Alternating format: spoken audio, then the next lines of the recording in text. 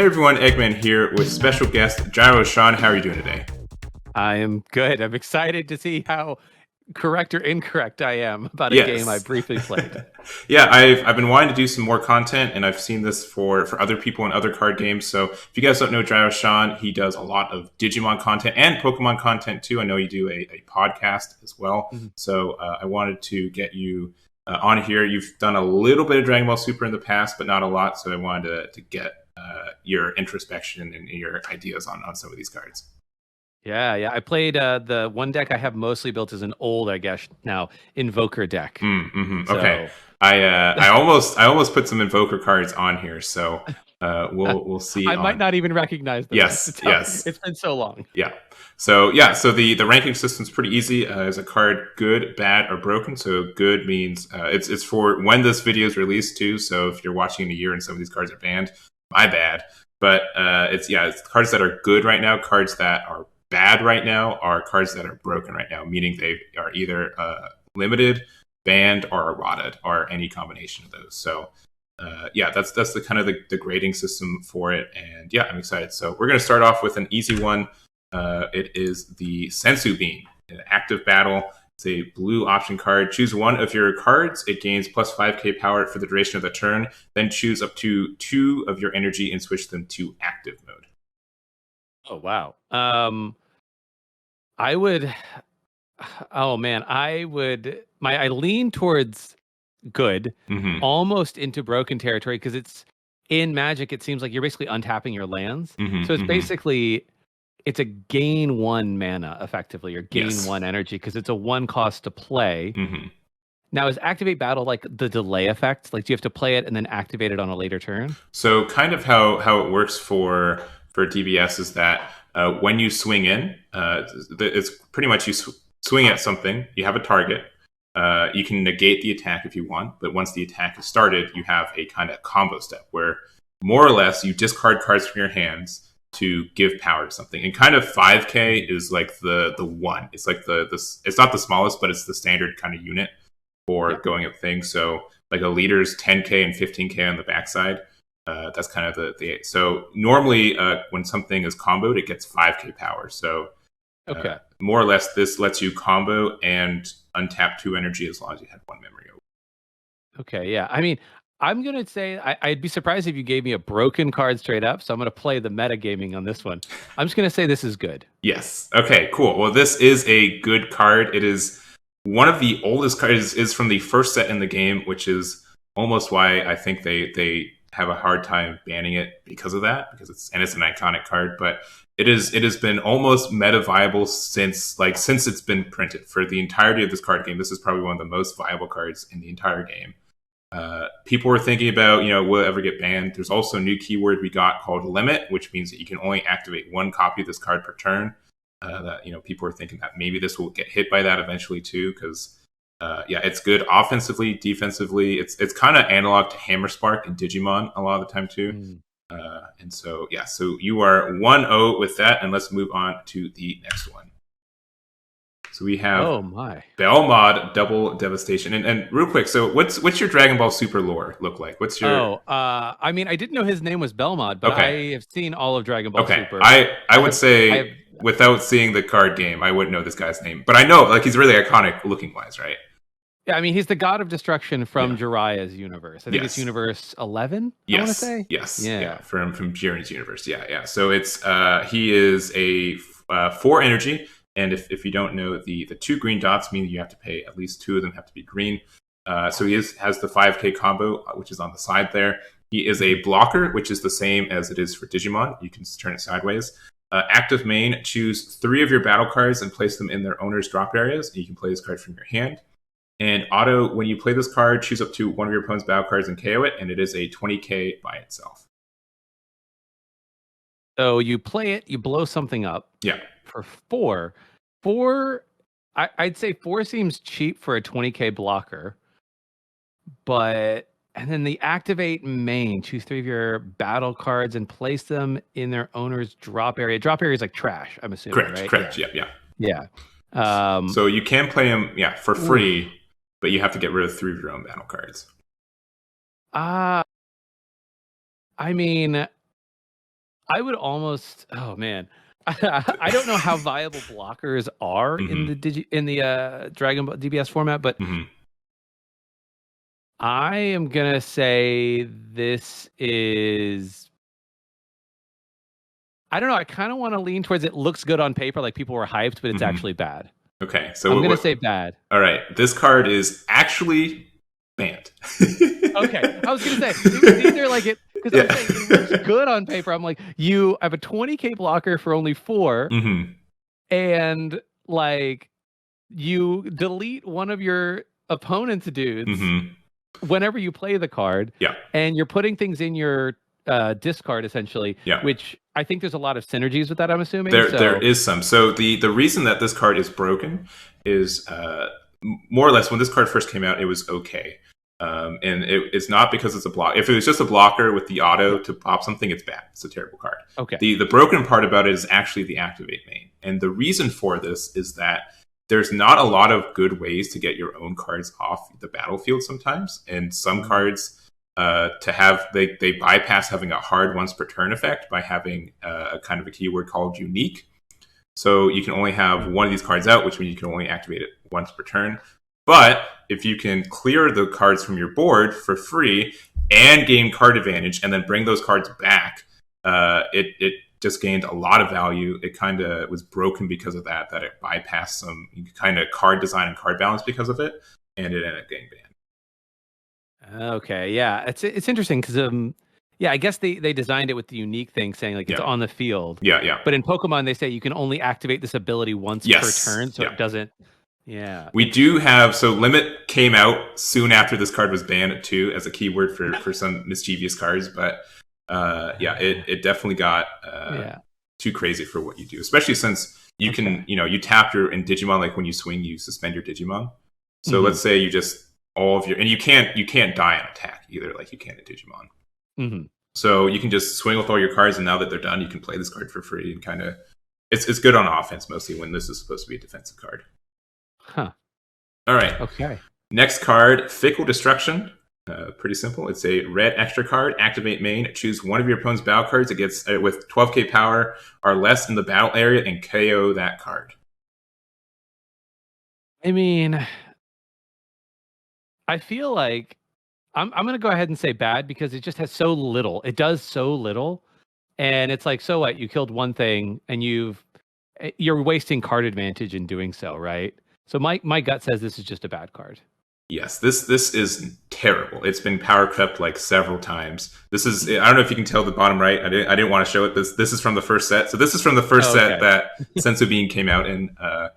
I've never seen this card used, and I rue the day that comments will be like, actually, this card was good for like a month, and I'll be like, oh well, it's terrible now. But sure, I mean, I'm sure in Digimon you could find a card that was good for a month when the set first came out. Yeah, but I think this card is terrible, and I don't think there's just so many better cards. There's cards in like there's a color like white in Digimon. It's black in Dragon Ball Super, which is mostly generic for your energy cost, and it does the same thing but better. So I think this is just bad. So now we've gotten a good card, a broken card, and a bad card. So now we're up in the air from this point over.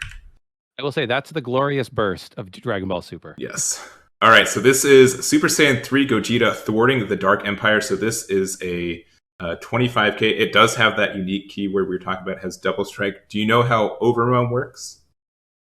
No, I don't know anything about Overwhelm. So Overwhelm essentially means that it has a number with it, and so when you activate an Overwhelm skill, you send all of your cards from your drop area to your warp, as long as you have that minimum number, and warp is removed from game, and you can play this card for its Overwhelm cost, and then it goes to the warp at the end of the turn. Okay, so the Overwhelm cost here is 1 black? Yes, 1 specific black, and you have to have at least 6 cards in your drop area. But all the cards from your drop area go to the warp. Okay, so exile 6, play for 1 black. Sure, exactly. It also has an alternative summon condition, is a Union Fusion with a Sun Goku Xeno and a Vegeta Xeno, that you can choose cards that were in your warp to make it with the Union skill. So for Super example, let's say you have played a card with Overwhelm last turn, you had a Sun Goku Xeno and a Vegeta Xeno in your drop area previously. And then you can only use Overwhelm once per turn too. So all those cards go to your warp. Second, the turn next, you have this Gogeta. You can pay it for the 1 black by moving those Gokus or that Goku and Vegeta back into your drop area, and then it also gets to stick around to the end of the turn. Okay, so you can basically pay 1 black. Yeah. Use the fusion effect, put something back in your drop area, and then it sticks around. It doesn't go to the warp at the end of turn. Correct. It also has double strike, so when this does deal damage to your opponent, it takes 2 life. Mm-hmm. And then also, when this card attacks, you can choose up to one of your opponent's battle cards and send it to its owner's warp. Ooh, okay. And I'm trying to remember now, is there summoning sickness in There is not. DBS? There's not summoning sickness, no. So you can throw this dude down for 1, keep him on the field, swing 25k, and send something to their owner's warp? Correct. And pressure 2 damage with 1 swing. Oh, that... I don't know if it feels broken, because like it said, you have Unique and you have Union Fusion, or Overwhelm, which is only a once per turn. So I would just... Part of me posits this is just a good card because of those limiters. I don't... Yeah, there might be ways of like comboing this in weird ways, but I'm just going to say it's good. It doesn't seem so broken. All right, that is correct. This is a good card. This is a promotional card that was released last year, I think around this time. It is probably one of the most expensive promotional cards I've ever seen in this game. It is crazy how good this card was. It was supposed to be part of the Sun Goku Xeno and Vegeta Xeno deck, but you can just put it literally anything, and then it's just a lot of pressure with since you can play it for Overwhelm for 6. And a lot of people were hoping it'd get banned, but then it just got reprinted last month, so that's probably not going to happen. But yeah, definitely a good card, and definitely I think a card that would abuse that Belmod earlier if they exist at the same points in time. I think this would be a card that you could potentially get out twice in the same turn and do a lot of trouble. Yeah, that makes sense. So all right, there we go. So you are, I think, 3 for 1. I think the Belmod's the only thing that. Yeah, the Belmod's the weird one. Yes, I feel bad putting the second one down, but we'll go into. The Demigra Unison of Sorcery. So this is a Unison card. And also, real quick, I didn't put any leader cards in this top 10, or not top 10, but these 10 cards, just because I feel like leaders are a little bit trickier to understand, especially since they're double-sided. So I only did battle cards, extra cards, and Unison cards. But so this is a Unison. We're kind of talking, this is kind of like a commander in Magic. And pretty much how these cards work is they get tokens, and then when they are the markers, and once they lose all their markers, they go away. Yep. And you just have to swing over their battle. And the other thing is that, unlike regular battle, if you're defending a Unison swing, you can't combo cards. Okay. So it swings, and you got to block it with what you got. And that's yeah, exactly. So that's why like a blocker could be nice, because it can prevent damage to your Unisons. But this is just a 1-cost Unison, but you can also overpay it. So, for example, if you pay for 2, you get 2 markers. Counters on it. Yes, exactly. Yeah. So it has a permanent. If this card would lose a marker from an opponent's attack, you may add 1 card from your life to your hand instead. It has a +1 activating. This card gains plus 10k power for the turn. And then also it has a -3. Choose up to one of your opponent's battle cards, KO it. Then choose up to one of your opponent's battle cards with energy cost 3 or less, ignoring barrier, and KO it. And barrier is kind of like hexproof. It can bypass protection, essentially. Mm-hmm. So that's kind of the lane. And you can only activate one of these skills once per turn, I think, which is the same as... Yeah, same as Planeswalkers. Yeah, Planeswalkers. Yeah. That's what I was thinking of. Yeah. Okay. And then the permanent, but it says if you would lose a marker from an opponent's attack. So if you attack and they block and you would lose a marker, that doesn't activate it, right? Correct. But in this game, even if they go higher than you, you don't take any damage. You don't die from blockers. Oh, okay. You just doesn't go through. Got it. Correct. You can't die in the attack unless other skills are involved. I mean, part of me wants to just say this is bad. The reason being is like, look, I do know that the whole like life is a resource. Mm-hmm. That's like a phrase in Magic as well. And I'm sure this would combo really well with maybe decks that want to gain quick hand advantage and get their life total down quickly, because there's probably combos like with leaders or whatever that you can really pop off with that. Mm-hmm. But because this is only on opponent's attack, my guess would be that the opponent just doesn't attack it. And so like you don't get the permanent effect. And then giving yourself 10k power, it seems like a power creep thing. Because like, okay, a 10k power is 15k. I don't know, 15k doesn't seem that crazy, honestly, as a once. and then the -3, like otherwise you're spending either several turns using the activate main +1, or you're having to pay 3 or more to use the activate main second one just to KO one thing and one little thing. I don't know. Part of me thinks this is bad because like it's got interesting design but weird restrictions. Mm-hmm. All right, but that's my guess. Final answer? Final answer is bad. All right. When I first saw this card, I was 100% in agreement with you. I thought this card was bad and didn't do nearly enough for what the cost was, and I thought the permanent was trash. It is now my favorite unison in the game, and is on my short list for cards that I think are going to get banned next set. Okay, so what is the combo? Why is this good? So two things. One, every color has access to a card. When unisons first came out, they have access to these cards that are essentially counters that you can play for free as long as you have a unison out of the same color and at least 2 markers on it. Okay. So that was one of the big things. Play this for 1, +1 it. +1 it, and then as long as your opponent doesn't try to put 10 damage on you in turn 2, you will have that counterplay open. And the green one is a freeze that just says pop something without barrier, more or less. Okay. At counter speed. So that's part of the reason this card's so good. But additionally, just the fact that you can keep these markers on it. Additionally, some decks don't mind taking life damage. Like a lot of leaders, you want the card advantage. And if you give your opponent a unison to swing at, they're not swinging at your leader, and you're not taking the damage, and you're not getting the hand advantage. So with Demigra, your opponent can still swing on something, but it's either Demigra and you take the life anyways, or it's your leader, and then you'll still trade and you can take the life from it. So that's part of the reason he's so good. And then you pretty much if you play him turn 1, turn 3, you +1 again. He has 3 markers. And then turn 3, you use the -3, pop 2 cards on your opponent's board, and then play your 3-cost unison. Okay. So that's kind of the idea. And then I don't know if this is an analog to Magic, and I don't know if this is going to date this video either, but there's a new keyword coming out called Empower, which means that when you play a unison, you can move all the markers from your previous unison on top of it up to the number. So there's like Empower 3. If this had 3 markers on it, you can move 3 of those markers to your new unison. Okay, so I guess this is it sounds like it's maybe an early game tempo unison. Yes, correct. Because it only costs 1, you get it onto the field. You can maybe put pressure if you want to swing with it. Yep. Otherwise, it's like it's an awkward target for your opponent because turn 2, you have free counters, and that's really hard. Okay, that makes sense. Yeah, makes but sense. I would say, this was another curveball just because I personally thought this card was bad when I first saw it too. So I didn't want to be the only fool. But I think this was definitely a card that surprised me, and I don't think it was obvious, and might be banned too. So we'll see if that dates the video. Next up is Bad Ring Laser, extra card for 1 yellow specific. Counter. Place 1 yellow card from your hand in the drop area, negate the counter. It's a counter for a counter. Correct. Which means you can Bad Ring Laser a Bad Ring Laser. Oh lordy. I mean, I feel like I'm going to go bad because it's yellow, right? I might be wrong, but it's yellow. Okay. And so I think it's like only viable in a specific, deck type or a couple of deck types. So it's not like it'll be everywhere.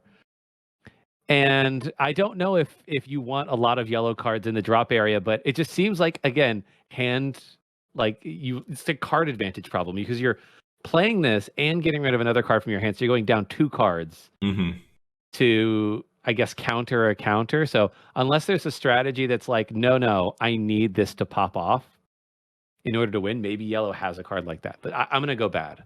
All right. So this is also from BT1 with Senzu Bean and Fickle Destruction.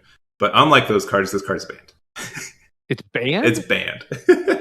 Why? What happened? Counters are so dang important in this game.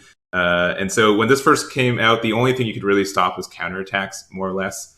And that's still moderately big. There's just a big push to say, all right, you could have like a big like 30k, 40k dude and try to swing at your opponent's leader. And they can say, all right, I will negate it for 1, prevent the attack, and do that. So Bad Ring Laser is only actually -1 because you stop your opponent's card from activating 2. So it's not a -2.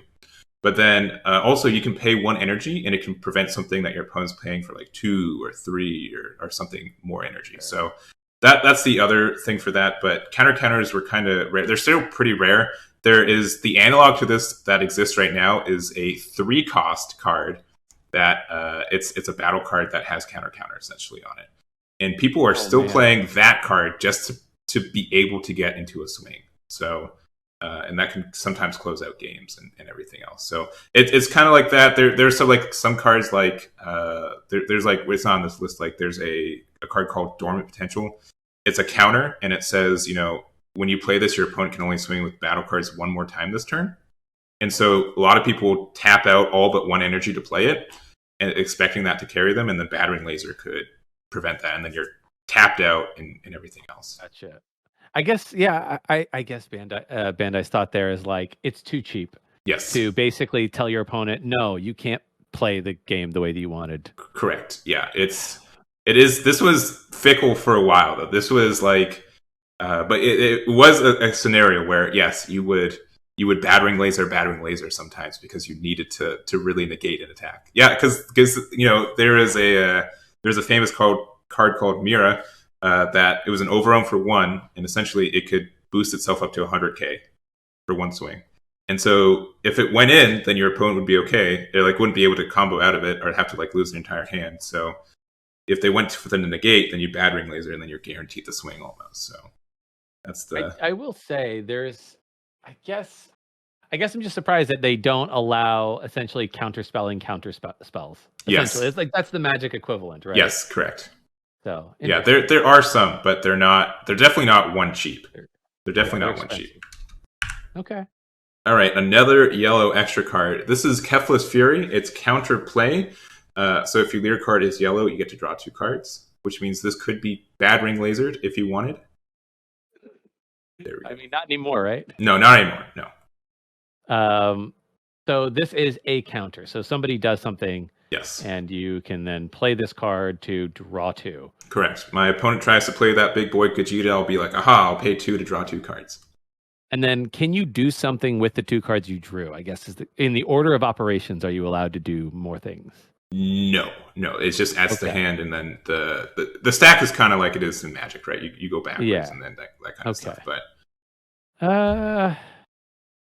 man, I'm gonna say this is bad. I don't know. Actually, maybe drawing 2 cards on your opponent's swing. I don't know how prevalent draw is in DBS, but from the experience I have with other games, I'm going to say it's bad. Okay, good. You're good. Yeah, it's bad. Okay. It's a bad card. Yeah. I don't think I've ever seen this. There is a leader specifically that says you can play a 2-cost extra card for free every turn. And still, even then, it wasn't good enough to see you could play in there. It was... there's just so many better ways to draw cards, and especially battle cards, because battle cards, you can use them for combos. Extra cards don't have their little combo costs on the side here, like the Gogeta. So you can pitch them to add power to your dudes and stuff. So extra cards have to be kind of good to be able to see use, and this one just was not good enough. Okay, right. I got that one. All right. Next up is Foreseeing Hit. So this is a 4-cost. Ooh. Double Strike, 20k. When you play this card from your hand, your opponent reveals their hand.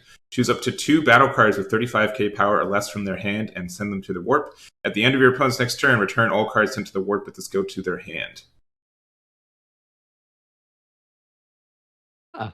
At the end of your opponent's next turn. So they have to have an entire turn without those cards, and then they get them back, right? Correct, yeah. So let's say I play this hit. I end my turn. My opponent will play their turn, and when they end their turn, they get their cards back. Interesting. I think this is a good card. I don't think this is banned. I think that this is kind of like an interesting control strategy. Mm-hmm. And I would imagine that you would probably pair this. There's probably other cards that let you, send other cards either to the drop or to the warp when you do things with them. So my guess is maybe you would play this first to get a look at your opponent's hand, take the 2 most threatening things, and then the other cards that send things to the drop or warp are probably randomized. Mm-hmm. So, or its opponent's choice. So, you get to choose. You get to choose the ones you send to. For this card, yeah. But yes. if you have like a follow-up play to this, it's most card destruction is randomized, correct? Our opponent's choice.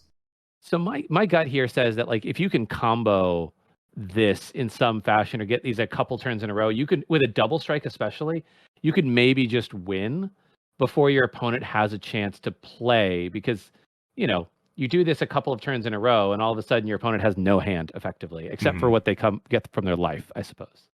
But yeah, I'm going to say this is good, not banned. Okay. So this card is good in 2018. Okay. Which was now 4 years ago.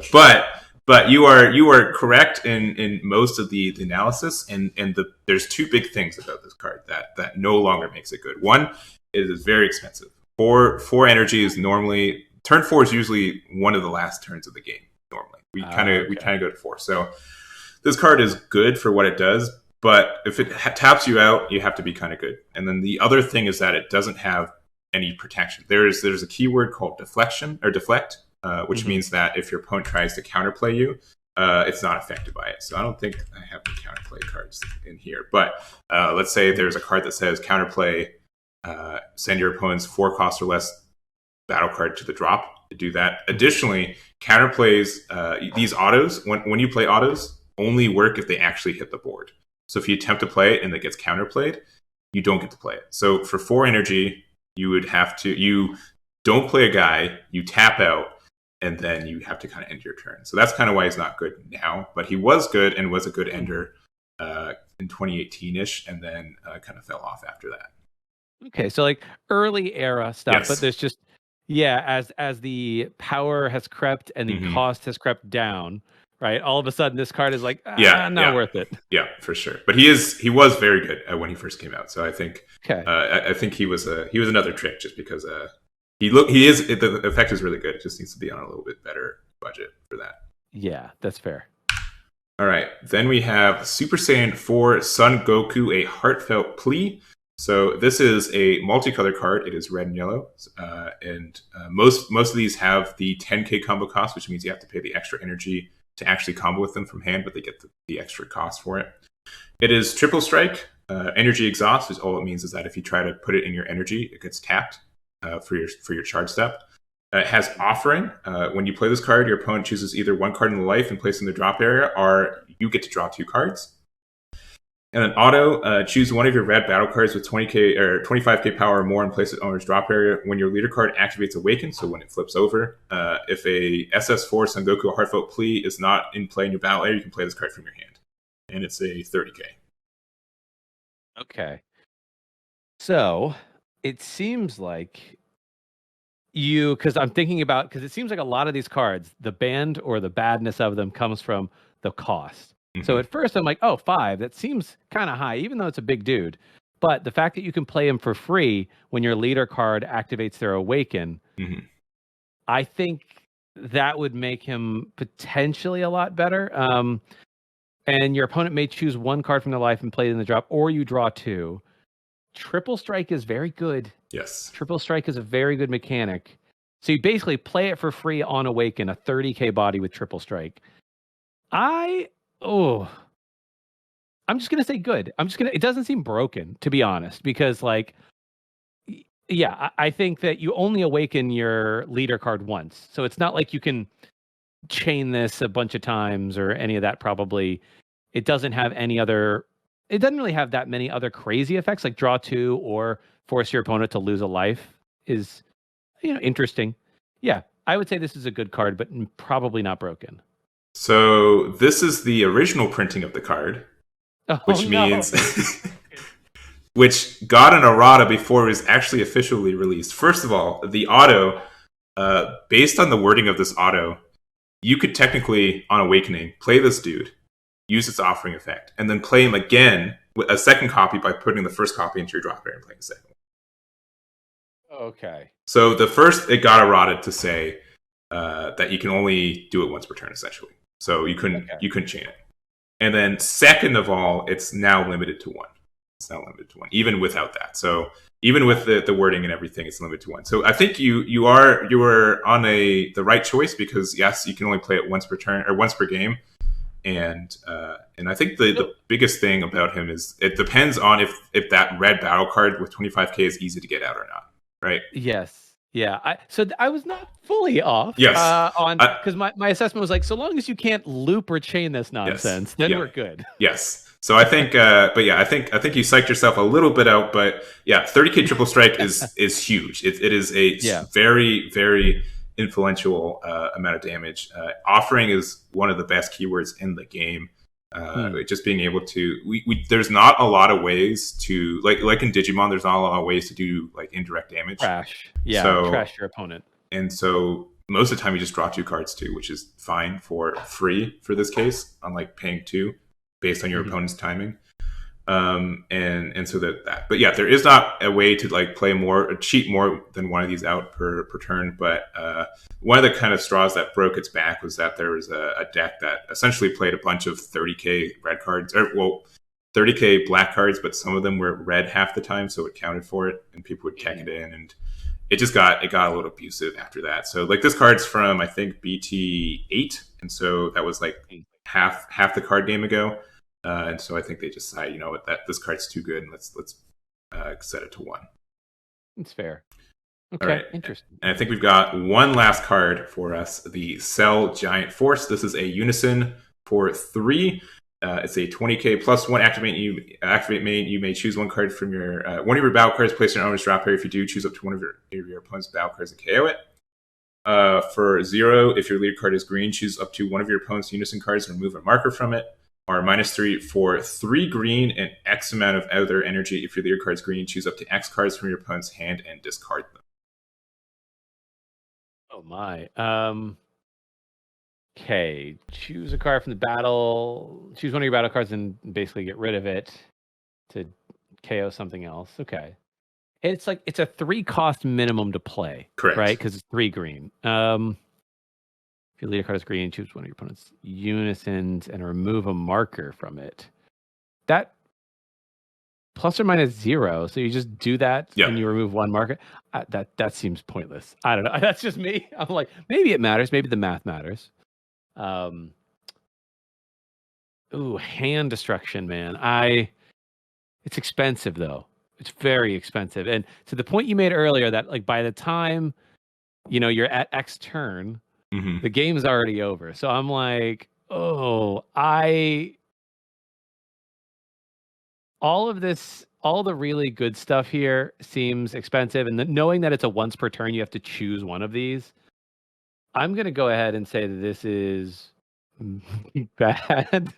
But I'm probably wrong again. No, you are right. This is probably the worst unison in the entire game, which stinks because I love Cell and I love the Xeno Cell. But yeah, this card just stinks. Like you could have all 3 of these effects go on the same turn and it'd still be awful in my mind. Like you can't even pop something for free. You have to pop one of your own cards. I mean, removing a marker is fine, but its active main speed is really terrible. And then like if it was like active battle, it maybe be a little bit better, because when unisons leave a marker, they lose all of their permanent effects on them. So if you give it like additional strikes or additional power, it just loses all of it. So that's kind of okay. And then the -3, I don't even know what they were thinking. Like it is so costly. I mean, if it was just -3X, right? -3X. It costs you a lot. Yeah. But like the 3 green and then X, I'm just like, well, crap. If they have 5 cards in hand, it's going to cost me 8. Yes, exactly. No, yeah. It is terrible for that. We have cards in this game that essentially they're in the drop area. They take them out from the drop area to the warp, and for 2 energy, you make your opponent discard 2. So like that's kind of 1 energy per card is usually either drawing or discarding is kind of the tempo for this game. So anything that is better than that is usually good, and then anything that's worse than that is usually bad. And this card is just stinky. Like it's not even there's a 3 cost green unison that has 20k, and it's way better in the sense that it has a +2 and it gets to pop one of your opponent's cards and 1 card in their hand, and then you have to discard a card from your hand, but your opponent gets to choose the card on the board. But that's different. And then I think, but then it's a 20k double strike as well. So it has 5 markers when you play it, and it has double strike. It's just way better. Yeah, that sounds way better. Yeah, okay. I'm this glad card, I was at least not off on this one. This card came out after that card. So, like, what were they thinking? There's an obviously better card that exists, and they're like, what if we made that, but worse? Yeah. The art is fantastic, and that's all I'll say about fantastic things about this card. But I think that is it. I think your final score is what you got: 1, 2, 3 with that, 4, 5. You got, I think it was 5, 50-50. 6 with the Senzu Bean. I got the Senzu Bean. Oh, Senzu Bean. So Senzu Bean, you got Fickle Destruction, you got Gogeta, you got Demigra. Do you say this card? You said this card is bad. I said that it was bad, and you agreed, and then you're like, but actually it was broken. You said Bad Ring was bad, which based on the name. Incorrect. Yeah. Got Kefla's Fury, though. You almost got Foreseeing Hit this was 4 years earlier. I almost got Sun Goku if I'd checked my guns about once per turn. And then you were right about so Cell. 5, 50-50. Right. I would say, even just going through this with you, I'm like, and Dragon Ball Super cards are complicated sometimes. I have to premise a lot of these guys. I mean, I will say I had a little bit of knowledge, just the tiniest bit of knowledge about the card game, but I will say I did like how the Gogeta card. I was like, I read it and I was like, not the Gogeta, the other one, the SS3 Gogeta, maybe. Yeah, this one. Sun Goku. I'm glad I read that one. Like, as long as you can only play this once per turn. Yeah. And that was like, well, actually, that was the errata. So. Yeah. Yeah. So cool. Well, I really appreciate this. This is a lot of fun. I'd be lying if I wanted to get 10 out of 10. I wanted to see you at the base, but I think 50-50 is pretty good for these. Yes, for sure. Make sure to check out GyroSean too for his stuff. He does a lot of Digimon content. He does events, which I enter all the time too. And I just got my mat in the mail too the other day, so it looks super good. And anything else you want to shout out before we head out?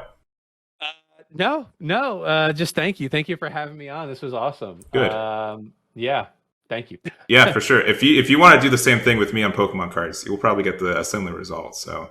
Yeah, that's interesting. Okay, yeah. Anyways, I'll make sure to put your links in the description too. But that's going to be it for us. Thank you guys so much for watching. Let me know if you guys want another one of these with another guest, and we'll catch you all next time. Damn it.